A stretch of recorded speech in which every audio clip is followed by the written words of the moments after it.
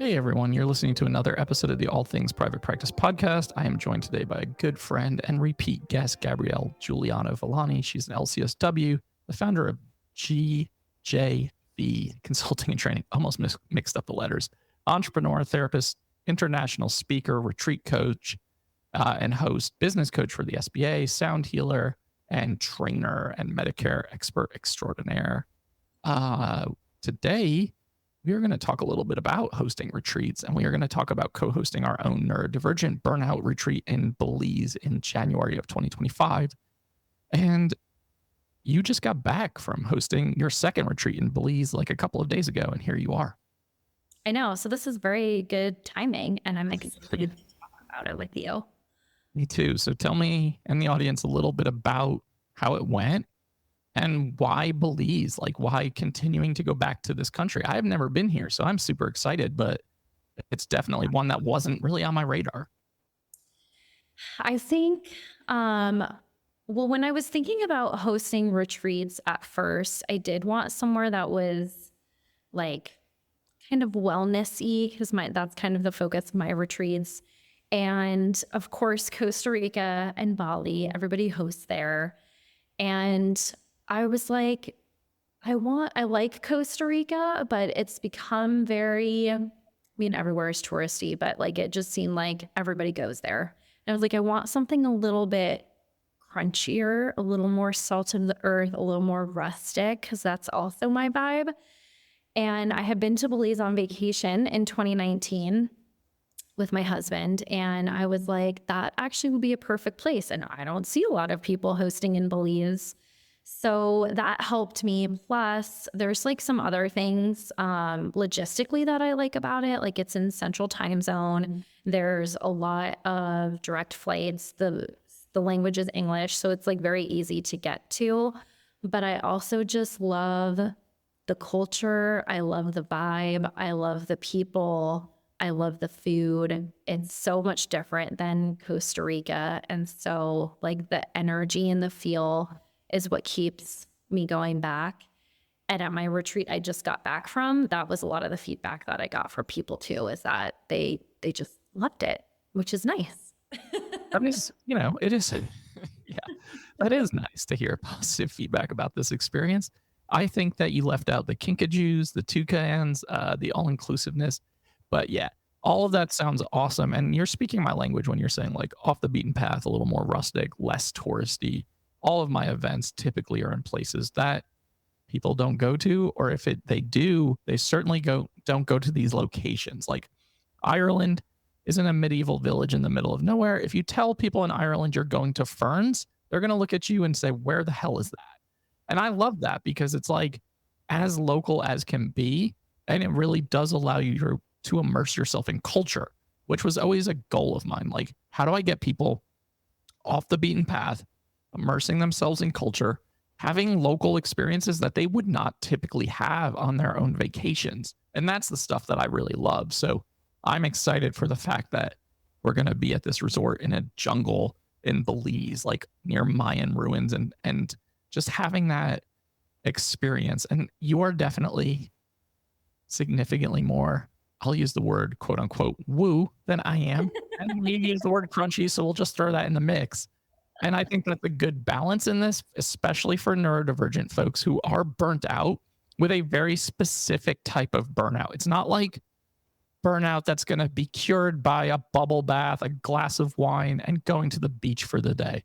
This is stuff that has been happening and accumulating sometimes for years if people are not taking care of their sensory systems, if their executive functioning is really struggling, but they're having to push themselves to either be an entrepreneur, show up at work every day, or whatever the case may be. And then the energy absorption piece and everything that gets louder and more amplified and more overwhelming. So the ability to take people to a really peaceful, serene, beautiful location feels pretty damn good right now. I could not have said that better myself. And I think, yes, also wildlife is hugely important to me because I have an obsession with animals, as does Patrick.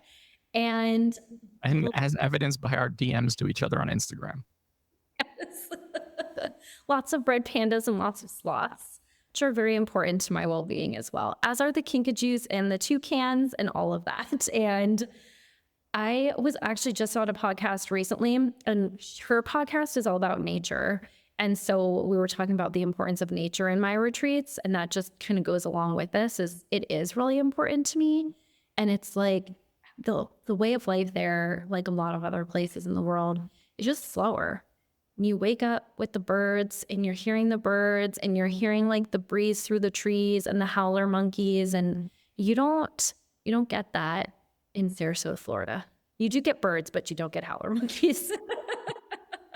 Yeah, Asheville, North Carolina, we've got free range bears running around everywhere. But thankfully, we don't, or not thankfully, we don't have the peacefulness of like just being in the jungle, listening to the birds, listening to the monkeys. It's more like, oh, get your dog and get inside because there's a black bear walking down the street. No, that's definitely a fight or flight situation. So we want to have less of that if we can. Yeah, if we can avoid that at all costs, I think we've done a good job. So tell me a little bit and tell the audience a little bit about some of your approach, because I know you're really, really big on polyvagal theory. You're really big into like the holistic healing, sound baths, energy healing, etc. How does that play a role in these events, and how can that especially support our neurodivergent folks who will be showing up? Well, I'm late diagnosed ADHD. So I was diagnosed 2 years ago, and you can listen to the podcast I did with Patrick, I think it was like last year, about burnout, where I talk about that deeper. But one thing that stuck out to me is that this like almost makes me emotional, because it's like frustrating for me that it took so long to figure this out, because all of the shit that everybody tells you to do, none of that worked. And I did all the things. I got massages. I took vacations. I made my caseload lower. I like did all of the stuff. I went to therapy, and like nothing was healing me, and I wasn't feeling better. And I was like, this is so annoying that like, yeah, other people will say like, I took a month off of work and I like felt really energized and creative again, and not me. And I have done that. And I think when I started learning about polyvagal theory, it felt really overwhelming to me, because they need to change the name, first of all, because it sounds super sciencey and it's not. And once I started learning more and doing therapy with a therapist who's polyvagal informed, that is when it just like the light bulb went off. And I was like, oh, why did nobody tell me this shit 10 years ago? Like, I didn't understand the how and the why and like the deepness of it. And that's why, as you're listening or watching, you can probably tell that's why I'm so passionate about this, is because every single person has a nervous system. That is the foundation for everything. It's the foundation for our emotional regulation. And when you start to understand, like, oh, something really small, like for me, I like a slow morning, and I don't take meetings usually until 10, except for today. I started at 9:30, but that's it's a different problem. Normally it's not till 10, because I know that I need that slowness to start my day. Because if I start working or have meetings at 8 a.m., I'm going to feel rushed. And if I feel rushed, that pushes me more sympathetic, fight or flight. The rest of my day is going to be like that. Then it's going to fuck me up for the evening and then my whole week. And like, I know this about myself. And that is why in my retreats, I teach people to understand this about themselves, so that you can make your own accommodations and understand what works for you and what doesn't. And as entrepreneurs, you have control over all of that. And you can make your business fit your life the way that it needs to, so that you don't have to go through all the shit that I went through. And so I guess to go along with that, like, sound healing and energy work was also very helpful for me, because it's just surrendering, which is hard for a lot of people. But I can just lay there and have things released and worked on. And I have seen what it's done for people. And at my last retreat that I just got back from, I asked everybody, what was your favorite part? And all of them said sound healing. And a lot of them had never done it before. So I find it very powerful. Yeah, I love that.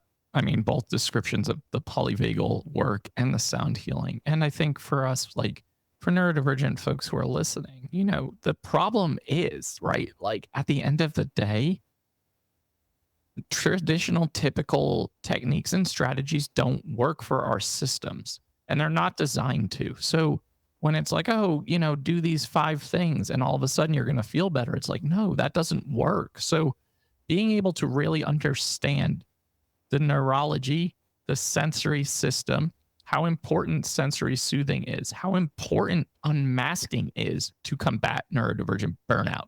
So if you're a high masker and you're going through life having to force eye contact, sit still, present in certain situations and present in specific ways, or you have to act a certain way in certain environments because that's what society says you're supposed to do. There's so much energy that goes into acting in a way that doesn't match your needs. And then when you get home, you ultimately just crash. And that's not useful long term. And some of these burnout situations can take years to get out of. It's not a simplistic fix.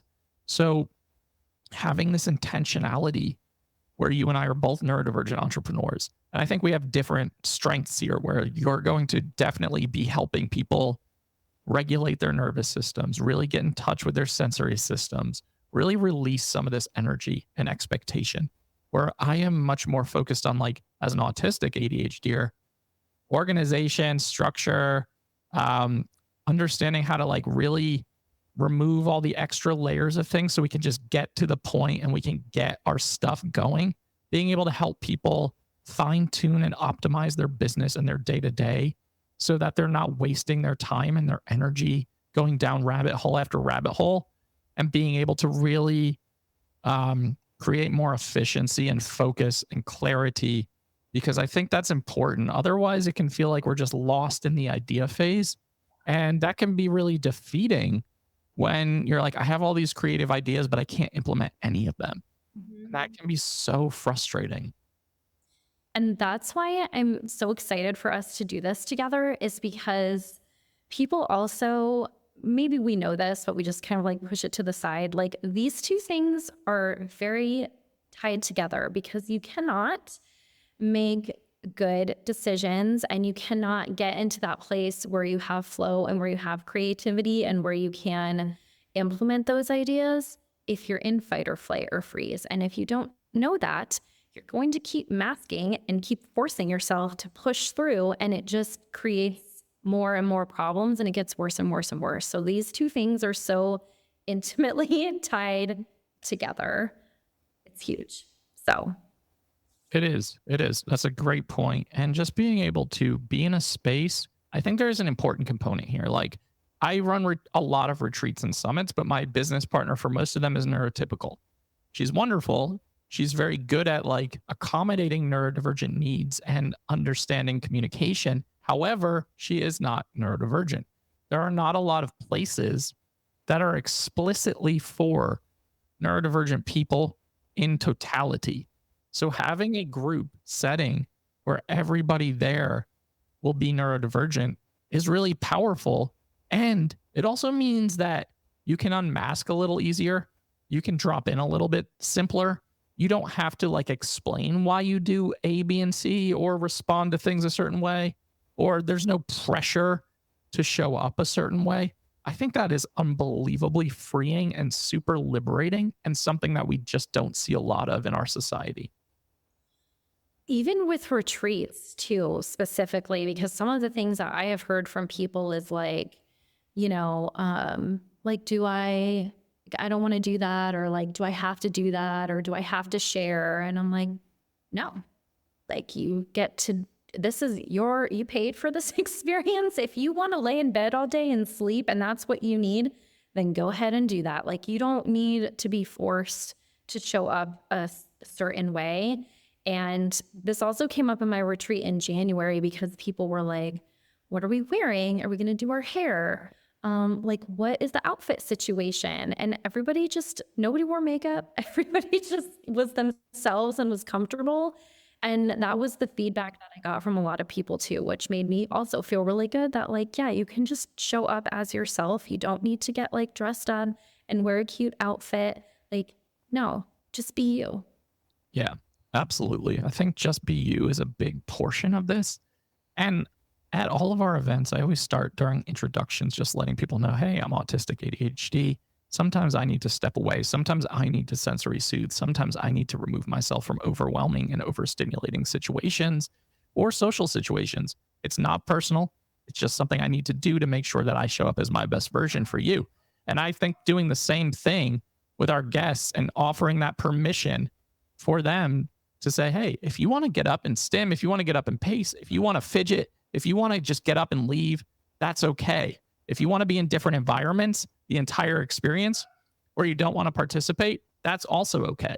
Giving permission to do the things that we so often have to mask or contain or keep to ourselves for whatever reason is so freaking powerful. So I just want to highlight that because that's something that goes unsaid in a lot of these events. And it's just really important to model that behavior as the retreat hosts and to really make sure that all of you who are attending are going to be as comfortable as possible. Even like I still have a hard time with that as it's like so ingrained in me. But I have a lot of like sensory things with clothes and how they feel on my body. And when I was just in Belize, my husband is very good, I say, at anticipating my needs. And I was like, I have to wear this dress because I bought this dress for like this specific night, but I don't like the way it feels. Like right here, it's like too tight and it's scratchy. And he's like, why are you going to be uncomfortable? Just wear like the big flowy thing. And I'm like, no, because I bought this one for this.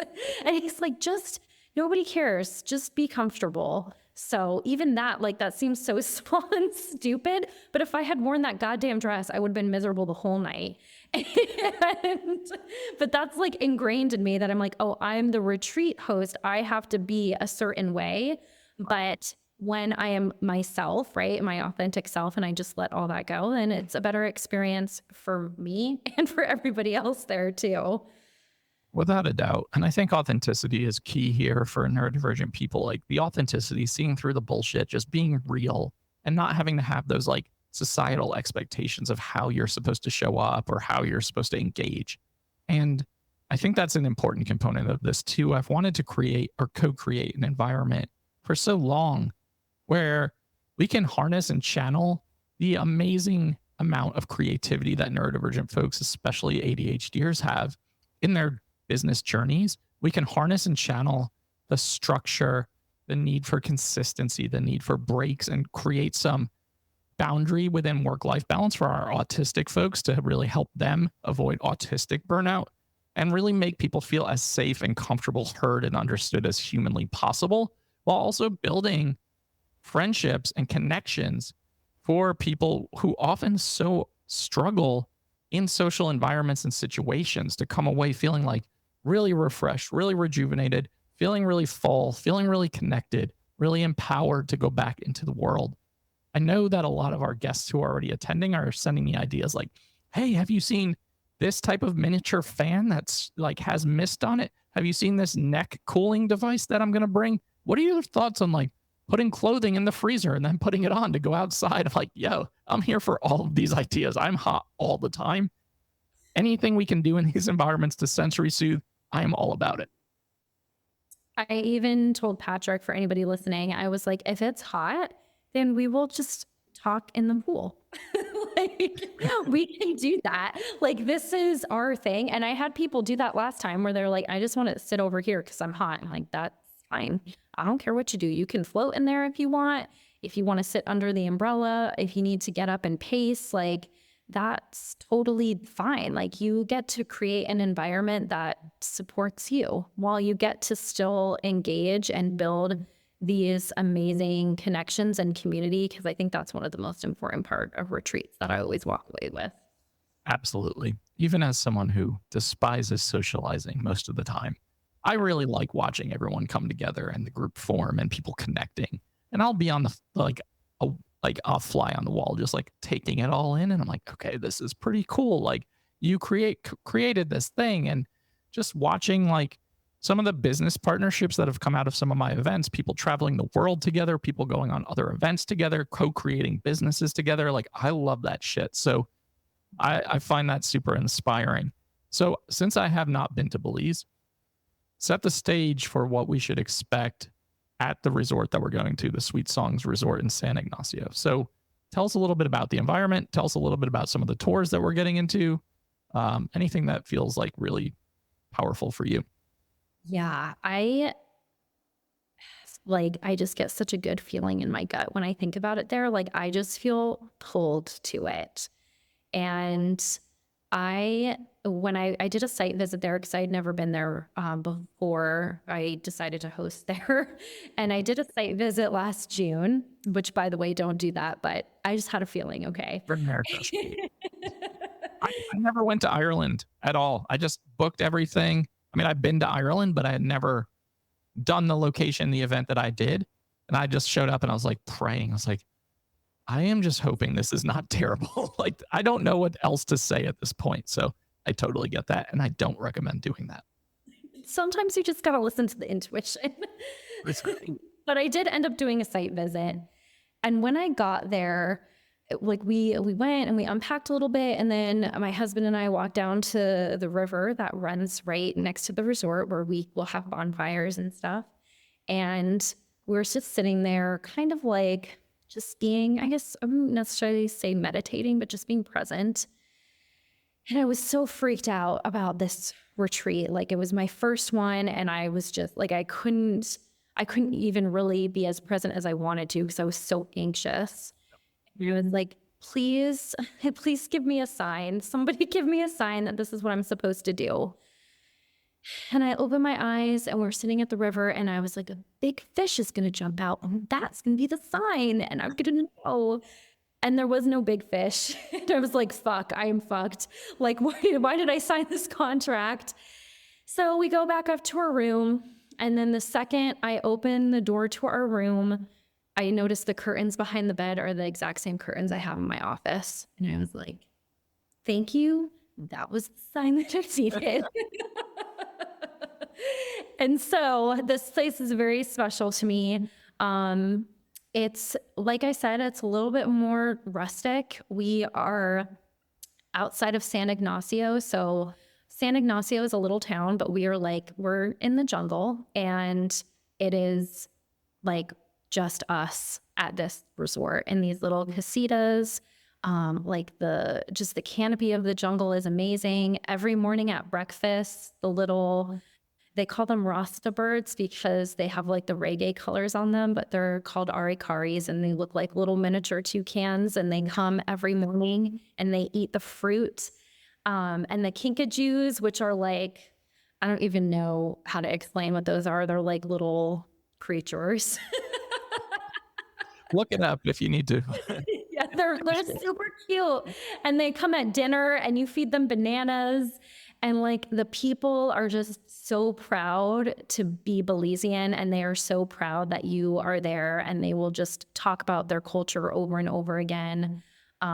It's like it's a smaller resort, and the company that owns it, Muy Ono, they only hire locals. They give back with every reservation. They give back to like 3% to the community.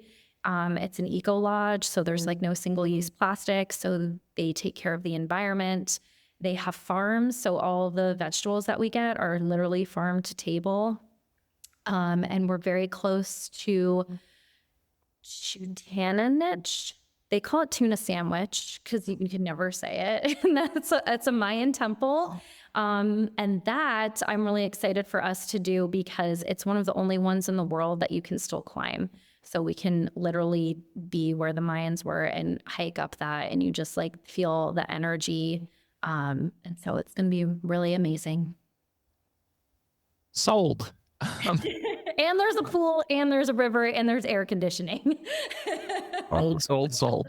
Definitely need all of those things, but it sounds really wonderful. And I like the fact that it's small because, again, if we're focusing specifically on neurodivergent events and neurodivergent people, we want a small, intimate environment. We don't want to have loud, noisy, overly stimulating environments because I've been a part of my own retreats where we've done like day trips to Barcelona, day trips to Lisbon. And although I love those cities to some degree, talk about hella overwhelming and overstimulating. So, like, the ability to be in nature, to just kind of disconnect, to really be a part of that sounds really wonderful. I think it's a great way to start the new year off, especially if you're out there thinking, like, I am just really getting by right now. Like, I am white knuckling through getting through the week because I don't have something to look forward to. I am so overwhelmed. I'm so overstimulated or understimulated. I feel like things are chaotic in my business and my life. I feel like I'm really feeling the strain of the energy that I absorb as a neurodivergent human. I really want you to think about that stuff and that feeling compared to what Gabrielle just said, like setting the stage for what this is going to be like, especially when you got super animated and excited about the kinkajous eating bananas. Like, that's a real thing. The excitement is real. I mean, just the experience is so cool. So if you have questions about this event or about our retreat hosting experiences, Gabrielle's now hosted 2 successful events in Belize. I just went through hosting 5 in a row in the last 6 months. I can keep track with you. Listen, I look at my calendar and I'm like, what did ADHD Patrick agree to? And autistic Patrick is more like, can we get out of this somehow? But I do enjoy the travel component and the connection piece. And I think for so many neurodivergent folks who have ever felt like not a part of, or maybe on the outside looking in, or just strange, weird, quirky, eccentric, different, etc., this is really what this is about, and just creating an environment where you feel really supported and really affirmed and really seen and really re-energized and trying to get back to basics a little bit. It's a good way to start the year and to come off from the holidays, which are always shit shows. Yes, shit shows. And like, Sure. and stress and like all of that stuff. Like, I don't know. I think it's really good timing, especially if you live somewhere where it's cold and gray. Like we are like little plants. We need sunshine. It doesn't need to be 100 degrees, but like you need a little bit of the sun. And so it's a great time to go to Belize also, when it's not going to be too hot there actually, and there's not a lot of rain. So it's a beautiful time of year to visit. And yeah, it's easy to get to. And I can't wait to show it to you and to be there with you after seeing you in Italy. Bunch. Yeah. So there'll be Italy in September, then Ireland in March, and Belize in January, and Spain in May, and Scotland in July, and Spain in September. Yeah. But in my own defense and accommodation to prevent neurodivergent burnout from happening again to me this next year like it did this year, I'm only scheduling events in odd numbered months and only saying yes to things in odd numbered months, and absolutely refusing to put anything in between. So that is my workaround right now. I love that workaround. That's huge. And you got to set those boundaries, and you just set it for everybody listening. So we're all going to hold you to it. I do need to be held accountable like that, but I really feel strongly after this year, it was just too much. Asheville in January, Norway in February, Ireland in March, Spain in April, Alaska in May, Greece in May. Never again. Yeah. Never again. Don't do it. I'm going to practice what I preach. Odd numbered months only next year. That's my intention. Before we go, anything you want to share with the audience about where they can find you, your coaching services, any of your alternative streams of income, anything you've got going on? Yeah. I have just a couple of streams of income. Just a couple. You can hear about those in Spain in September 2025, actually. So if you want to work with me, I do business coaching for therapists on how to scale into group practice, conscious leadership, how to sell your business. If you didn't know, I also, to my own burnout, sold my practice in 2021. So I help people strategize on how to do that. And how to add in additional income streams. And then I also specialize in compliance for Medicare and Medicaid. So if you're an insurance-based practice, I can help you with that too. And then, on the total opposite side of the spectrum, I also do intuitive readings and I do sound healing. So if you want something like that, I can also do that with you over Zoom as well. And I'm pretty easy to find because of my super long name. It's just GabrielleJuliano-Villani.com.